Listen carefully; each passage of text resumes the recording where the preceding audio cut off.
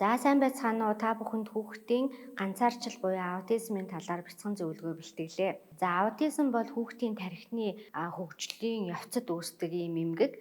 За гол шинжүүд нь бол нийгмийн харилцаа, хэл яриа, давтагдмал зан үйл гэдэг ийм байдлуудаар илэрдэг. За бид нар аутизмыг аль болох эрт оншилж хүүхдийн хөгжлийг дэмжих бодлого барьснараа хүүхдийг нийгэмших байдлаар нь нийгэмшигтэн дэмжлэг үзүүлдэг. За тэгэхээр аутизмын гол шинжүүд юу гэхээр нэгдүгээрт нийгмийн харилцаа. За нийгмийн харилцаанд хүний нүд рүү харахгүй байгаа, нэрээр нь дуудахад сонсохгүй байгаа. За бусдтай дуртай зүйлээ хуваалцахгүй буюу хамтар тоглоомоор тоглохгүй байгаа ийм тохиолдлууд ордог. За тэгвэл хэл ярианы хувьд бол хэл ярианд ороход хоцрогдох, за үгийг давтаж хэлэхгүй байх, за хэл яриаг мөн харилцаанд ашиглахгүй байх ийм тохиолдлууд ордог.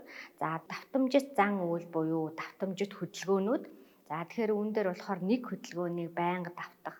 За эсвэл нэг өөрийнхөө дуртай күгэлтэйг байнга үзэх.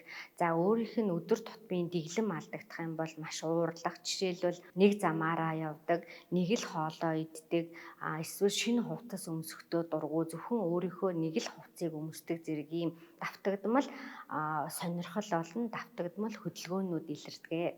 За тэгэхээр хизээ аутизмыг сэжиглэх вэ гэхээр за 12 сартай хүүхэд дохио зангаа хэрэглэхгүй буюу гараараа даллахгүй байгаа. За 18 сартай хүүхэд ганц ч үг хэлэхгүй байгаа. За 2 настай хүүхэд 2 үгтэй өгүүлбэрээр ярихгүй байгаа. За нэрээр нь дуудахад огт сонсголгүй мэт хариу өгөхгүй байгаа. За нүд рүү нь харахгүй байгаа ийм тохиолдлууд дээр яаралтай үнэлгээ хийлгэх шаардлагатай болдгоо. За аутизмыг бид нар дээрх шинжүүд дээр үндэслээд хүүхдийн хөгжлийн хоцрогдлыг аль болох эрт илрүүлж хүүхдийг дэмжих хүүхдийн эмч болон хүүхдийн сэтгцийн эмч, нийгмийн ажилтан, эцэг эхчүүдийн хамтын үйл ажиллагаа байдаг учраас та бүхэн хүүхдийн болон сэтгцийн эмчэд хандаарай гэж зөвлөж байна.